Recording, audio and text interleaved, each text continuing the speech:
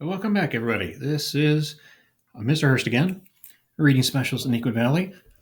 I want to talk with you now about some fix-up strategies we can use when we're reading world geography. Here's an article that comes from the unit on India, and it's one that I'm going to demonstrate just some ways that I go about reading something like this to help me understand and use some of the fix-up strategies that you may find yourself using. I think a demonstration is always helpful. So where I like to begin with any article is the place that most people completely skip, and that would be the title. Have you ever heard the phrase, it was taken out of context? Somebody says something and you say, well, that's not what I meant. It was taken out of context. If you've been in that situation before, you know that context really matters. It can make the difference between what something means and what it doesn't mean. Well, for us, the context is the title. I always begin with the title to figure out what it is that I'm reading and what I should be looking for. So in this case, our title is Out of Poverty, and the subtitle is just as important. Make that blue. Out of Poverty. Decades of economic growth and rising incomes are helping hundreds of millions of people worldwide escape extreme poverty. Okay, stop and think. Do I understand what it's telling me? That was our first fix-up strategy. Decades of economic growth and rising incomes are helping hundreds of millions of people worldwide escape extreme poverty. Okay, so that means over many, many years, the economy has been growing and the incomes of people have been rising, and that has helped people get out of poverty. All right, I get it. I'm just monitoring my comprehension there. Come across some pictures here. Okay. Let's see. Oh, we got some captions. Technology. Kenya. In Kenya, I know that's in Africa. Widespread cell phone use has helped spur economic growth and improve access to government services. Okay, you may not know what spur means. Well, cell phone has helped spur. Maybe it's like it's helped the economy grow and improve access to government services. Okay, so technology has helped. Good. The second one, let me underline that, technology. Farming. India.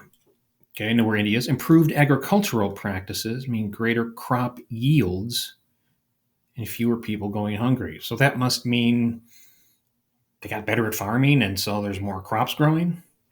So then less people are hungry. Okay, makes sense. Healthcare. Nicaragua. I know that's in South Central America.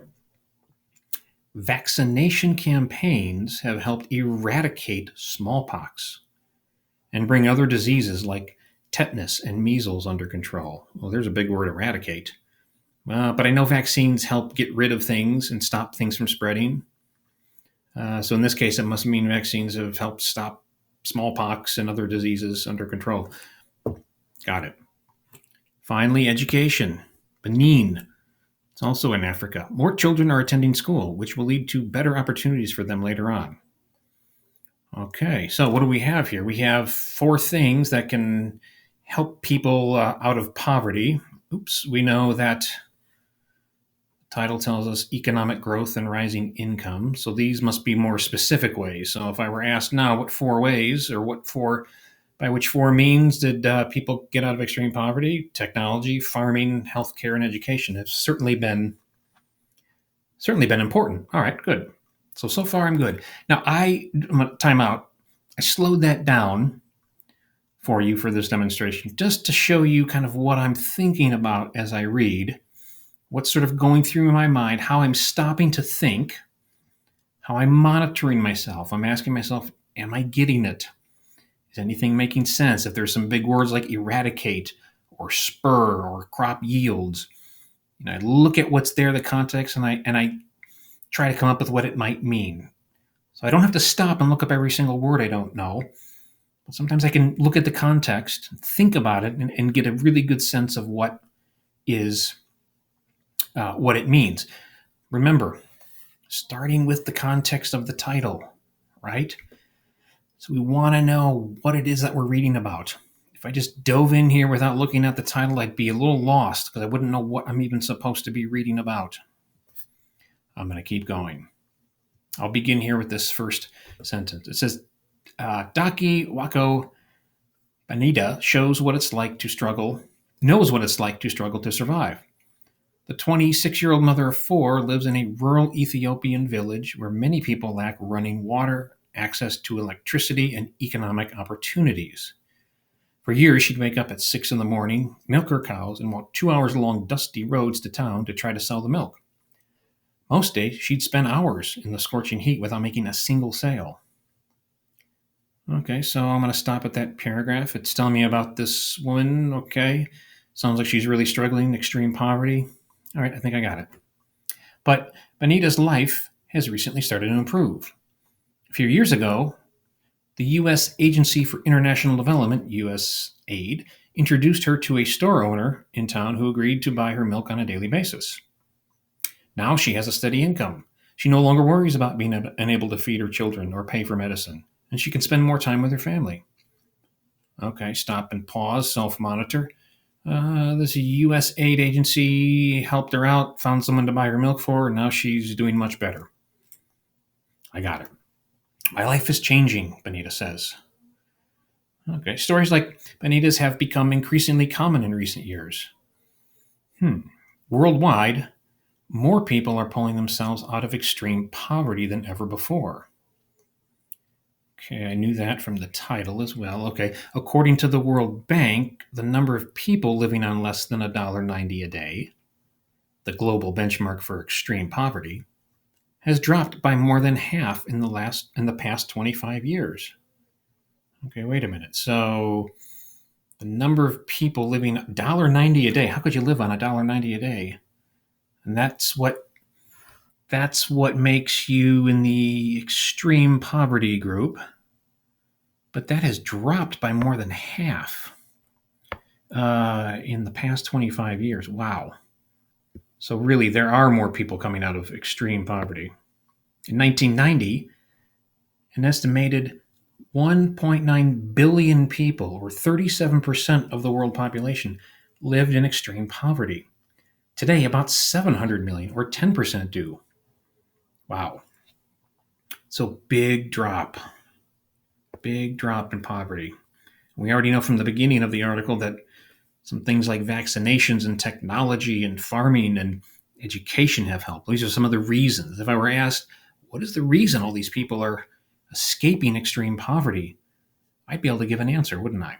So far, so good. I think I know what I'm reading about. I'm getting it. I'm going to keep going. What we've seen in the past 2 decades has been remarkable, says Aaron Roche of USAID. Never before have so many people been lifted out of poverty in such a short period of time. Okay, so just a quote by a guy from USAID there saying, never before have we seen this. Sorry, I'm getting my stylus here ready. Next paragraph. Experts say that much of the growth can be attributed to rising economies around the world and huge advancements in technology and medicine. Okay, I'm going to see if I can say that in my own words for a minute. So much of the growth, so most of the growth has been because of the economies are rising around the world, and there have been big advancements in technology and medicine. I'll go back and check, and yes, that's what it says. I just want to make a note to myself. So much of the growth is because of rising economies and huge advancements in technology and medicine. That kind of reminds me of what I read before at the beginning of the article. Notice the word attributed. I didn't worry about it. Right? If I don't know what that means, can I piece together the meaning? I think I've got it. I didn't have to go look up that word necessarily. I'll keep going. In recent years, governments, humanitarian groups, private companies, and the United Nations have also increased investments in education, healthcare, and infrastructure, roads, bridges, sewer systems, and electrical grids. Wow, big sentence. Long sentence. Let's see.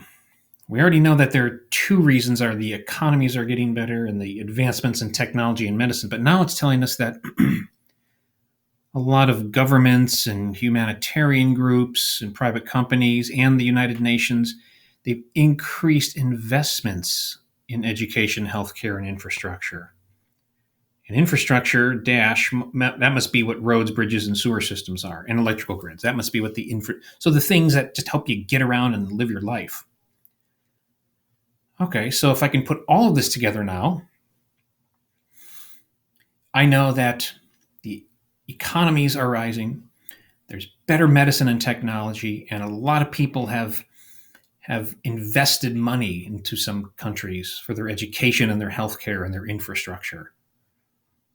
Aha. So now I know what the reasons are that so many more people are getting out of extreme poverty.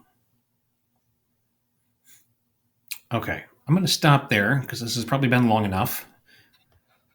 I just want to review. First thing I did, looked at the title. I need to know what I'm reading about.